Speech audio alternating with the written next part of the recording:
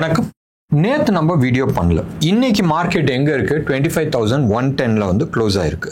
27 points plus Nifty features.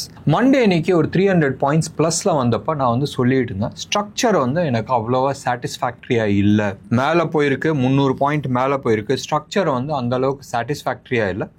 But ரெண்டு விஷயம் நடந்திருக்கு. ஒன்று, ரேஞ்ச் எக்ஸ்பேன்ஷன்ஸ் நடந்திருக்கு. ரேஞ்ச் எக்ஸ்பேன்ஷன்ஸ் நடந்திருக்குன்றதுக்கு நிஃப்டியோட ஆப்ஷன் டேட்டாஸு இல்லை ஃபியூச்சர்ஸ் டேட்டாஸு மற்ற ஸ்ட்ரக்சர்ஸ் எல்லாம் நம்ம பார்க்கும்போதும் எல்லாரும் அந்த புலி தூங்கிட்டு இருக்க புலியை வந்து இல்லை சிங்கம் வந்து ஏஞ்சி உட்காந்துச்சுன்னா பக்கத்தில் இருக்கிறவங்களும் அப்படி தள்ளி போய் நிற்பாங்க. அது மாதிரி வந்து ஆப்ஷன் டேட்டாஸ் எல்லாமே வந்து ஸ்ப்ரெட் அவுட் ஆயிருந்துச்சு. செப்டம்பர் மந்த்க்கான ஆப்ஷன் டேட்டாஸ் வந்து இட் வென்ட் டு 26,000. கால் வந்து ஹையஸ்ட் கால் வந்து 26,000 போயிடுச்சு. அண்ட் நிஃப்டியை பொறுத்த வரைக்கும், அதாவது இன்னைக்கு எக்ஸ்பைரிலாம் வந்து 25,000க்கு போயிருந்துச்சு.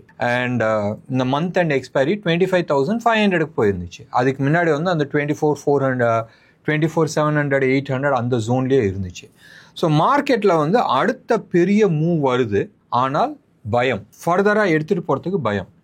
ஏன் பயம்னு சொன்னால், மார்க்கெட் வந்து இந்தியன் மார்க்கெட்டோட டேட்டாஸ் ரொம்ப நல்லா இருக்குது, பொசிஷன்ஸ் நல்லா இருக்குது. அடுத்த ஒரு 8-10 வருஷத்தில் வந்து எடுத்தால் நம்மளோட பொசிஷனை வந்து வேறு லெவலில் இருக்குன்றது எல்லாருமே எதிர்பார்க்குறாங்க. பட் ஷார்ட் டேர்மில் வந்து என்ன நடக்கும் தெரியாது.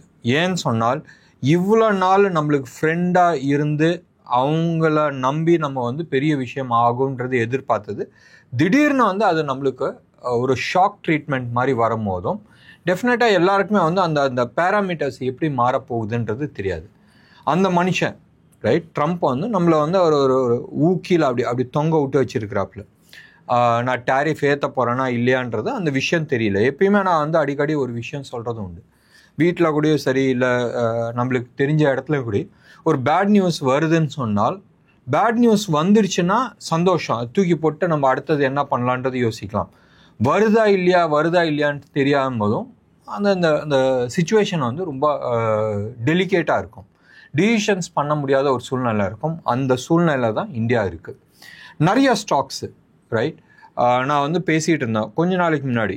ஐ don't remember it was on Friday or Saturday or on மண்டேன்றது தெரியாது. நிஃப்டியை பொறுத்த வரைக்கும் 26,553 இதான் வந்து டார்கெட் நம்ம வந்து பேசியிருந்தோம். நிஃப்டி ஃபியூச்சர்ஸு நிறைய ஸ்டாக்ஸு, ஹெவி வெயிட்ஸ் நிறைய ஸ்டாக்ஸ் வந்து நியூ ஆல் டைம் ஹை பண்ணுது. இல்லை ஒரு பெரிய மூவ் வரதுக்கான சான்சஸ் இருக்குது. செப்டம்பர் 15 தேதி, அதாவது 5ஆம் தேதியிலேருந்து 15ஆம் தேதிக்குள்ளே வந்து நியூ ஆல் டைம் ஹை பண்ணுது. ஸோ இதுதான் வந்து மார்க்கெட்டோட ஸ்ட்ரக்சர் இருந்துச்சு. இப்போ ஒரு டேட், 2-3 டேட்ஸை வந்து நான் ஆட் பண்ணிக்கிறேன். ஒன்று ஆகஸ்ட் 27th ஒரு டேட் ரைட். செப்டம்பர் 3rd வந்து ஒரு டேட். இன்னொன்று வந்து செப்டம்பர் 23rd. செப்டம்பர் 23rd எல்லாருக்குமே தெரியும், it's a Gann date, equinox date and very important trend changing dates. இந்த 2 டேட்ஸை வந்து நீங்கள் எடுத்து பார்த்தீங்கன்னு சொன்னால் it is matching something. So இந்த 2 டேட்டில் வந்து ஏதாச்சும் ஒரு ஈவெண்ட் இருக்கான்றதை நம்ம வச்சுக்கலாம். ப்ராபப்ளி 3rd செப்டம்பர் வரைக்கும் ஒரு டைரக்ஷனில் போயிட்டு அதுக்கப்புறமா ஒரு ஃபாஸ்ட் அப்சைட் மூவ் வரதுக்கான பாசிபிலிட்டிஸ் இருக்குது. வரும்ன்றது நான் சொல்ல பாசிபிலிட்டிஸ் இருக்குது. இன்றைக்கி நிஃப்டி நீங்கள் வந்து எடுத்துக்கிட்டீங்கன்னு சொன்னால் க்ளோஸ் டு அபவுட் 25,180 பக்கமாக வந்து போயிட்டு நிஃப்டி ஃபியூச்சர்ஸ் போயிட்டு வந்து க்ளோஸ் டு அபவுட் 70 பாயிண்ட்ஸ் கீழே வந்து க்ளோஸ் ஆச்சு. இன்றைக்கி க்ளோஸ் ஆகும் போதும் 25,110 79 வரைக்கும் போயிருந்துச்சு. 179 வரைக்கும் போயிருந்துச்சு. 110 வந்து க்ளோஸ் ஆயிருக்கு. நிஃப்டியோட ப்ரீமியம் வந்து ரொம்ப குறைஞ்சிருச்சு. வெறும் 27 பாயிண்ட்ஸ் தான் ப்ரீமியமில் இருக்குது. இன்ட்ராடே ஸ்விங்கும் வந்து பெருசாக இல்லை, 93 பாயிண்ட்ஸ் தான் வந்து இன்ட்ராடே ஸ்விங். பேங்க் நிஃப்டியை பொறுத்த வரைக்கும் வெறும் 26 பாயிண்ட்ஸ் தான் அப் move bank Nifty features. And premium வெறும் 86 பாயிண்ட்ஸ் தான் வந்து இருக்குது. ஏற்கனவே வந்து நிஃப்டியை பற்றி நான் சொல்லியிருந்தேன். நிஃப்டியோட ஆப்ஷன்ஸை பொறுத்த வரைக்கும் 28 ஆகஸ்ட் நீங்கள் வந்து எடுத்து பார்த்தீங்கன்னா 25,500 ஹையஸ்ட் கால் இருக்குது. செகண்ட் ஹையஸ்ட் கால் வந்து 25,600 இருக்குது. செப்டம்பர் எக்ஸ்பைரி நீங்கள் எடுத்துக்கிட்டிங்கன்னா 26,000 இருக்குது. அதே மாதிரி புட்டை எடுத்துக்கிட்டிங்கன்னா 25,000 ஹையஸ்ட் புட்டு இருக்குது. அதாவது வர எக்ஸ்பைரிக்கு ஆகஸ்ட் 28 எக்ஸ்பைரிக்கு monthly expiry. And second highest put வந்து 25,100 வந்து நிற்கிது. ஸோ ரேஞ்ச் வந்து ஸ்லோவாக அப்சைடு வந்து மூவ் ஆகிட்டுருக்கு until unless we see some big moves. இது ஒரு சைடு. இன்னொன்று சைடு வந்து what is showing that market வந்து இன்னும் ஃபர்தராக பெருசாக மூவ் ஆகிறதுக்கான சான்சஸ் இருக்குன்றது நேற்று வந்து க்ளோஸ் டு அபவுட் 4% வந்து இந்தியா விக்ஸ் விழுந்துருந்துச்சு. இன்றைக்கும் வந்து 3.5% விழுந்திருக்கு. நேற்று இன்னைக்கான ஃபால் நம்ம கடைசியாக பார்த்தப்ப அபவுட் 12 தான் இருந்துச்சு. இப்போ பிலோ 12 வந்துருச்சு. 11.37 வந்து வந்திருக்கு.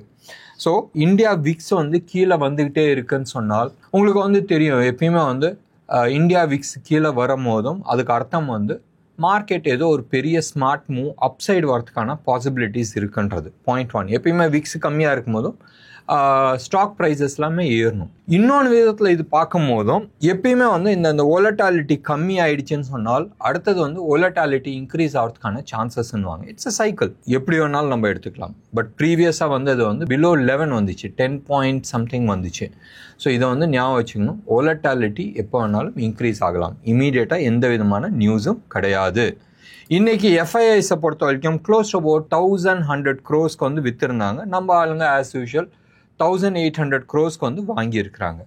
இன்டர்நேஷ்னல் புரோக்கர்ஸ் எல்லாருமே வந்து என்ன சொல்கிறாங்கன்னா, இந்தியா வந்து ஹெவி வெயிட் ஆயிடுச்சு, இந்தியாவோட ஸ்டாக் ப்ரைஸஸ் எல்லாமே வந்து ஏறி இருக்கு வென் கம்பேர்ட் டு மற்ற கண்ட்ரீஸ். ஸோ ஃபண்டு வந்து மோஸ்ட்லி இந்தியாவிலேருந்து எஃப்ஐஐஸ் இந்தியாவில் வந்து it is either going to China, Hong Kong or South Korea. So they are selling India and buying China and கொரியான்ற மாதிரி அவங்க சொல்லியிருக்கிறாங்க. இன்டர்நேஷ்னல் மார்க்கெட்டில் இதே விஷயம்தான், ட்ரம்ப்போட விஷயம்தான். யூஎஸ் மார்க்கெட் எந்த விதமான டைரக்ஷன்ஸ் கொடுக்கல. நேற்று ஃபெட் சேர்மேன் வந்து பேச வேண்டியது பேசியிருக்கிறாரு. மார்க்கெட்டில் வந்து -200 பக்கமாக இருந்துச்சு யூஎஸ் மார்க்கெட், அது வந்து ஃப்ளாட்டாக வந்து க்ளோஸ் ஆச்சு. இந்த ப்ரோக்ராம் அரௌண்ட் 6:30 பக்கமாக நம்ம ரெக்கார்ட் பண்ணுறோம். இந்த டைமில் வந்து யூஎஸோட மார்க்கெட் 180 பாயிண்ட்ஸ் நெகட்டிவில் இருக்குது டவ் ஜோன்ஸை பொறுத்த வரைக்கும். கோல்டு, சில்வர், க்ரூட் ஆகட்டும், இது எல்லாமே வந்து ஃப்ளாட்டிஷாக தான் இருக்குது, ஒன்றும் பெரிய மூவ் கிடையாது. இன்டர்நேஷ்னல் லெவலில் நேற்று டாலர் டேர்ம்ஸில் கோல்டு வந்து ஓரளவுக்கு நல்லா ஏறி இருந்துச்சு, சில்வரும் ஏறி இருந்துச்சு. பட் ஞாபகம் வச்சுங்க, 2 நாளாக வந்து ருப்பி வந்து ஸ்ட்ராங் ஆச்சு. முந்தா நேத்தோ பிலோ 87 வந்துச்சு, இன்னைக்கு வந்து 87.30 வந்து ட்ரேட் ஆகிட்டுருக்கு. டாலர் இண்டெக்ஸ் மீண்டும் 98க்கு மேலே வந்து போயிருக்கு. யூஎஸ் பாண்ட் மார்க்கெட்டில் வந்து எந்த விதமான பெரிய மூவ்ஸ் கிடையாது.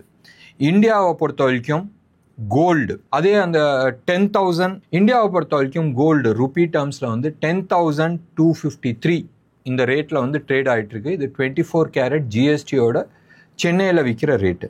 சில்வரை பொறுத்த வரைக்கும் 1,17,000 rupees per kg 999 குவாலிட்டியில் வந்து ட்ரேட் ஆகிட்டுருக்கு. ருப்பி ஏற்கனவே நான் வந்து சொன்னேன் 87.25 வந்து ட்ரேட் ஆகிட்டுருக்கு. இது அகெயின்ஸ்ட் டாலர். இன்னைக்கு செக்டார் வைஸோ இல்லை ஸ்டாக் ஸ்பெசிஃபிக்காக டிஸ்கஸ் பண்ணுறதுல அர்த்தம் கிடையாது.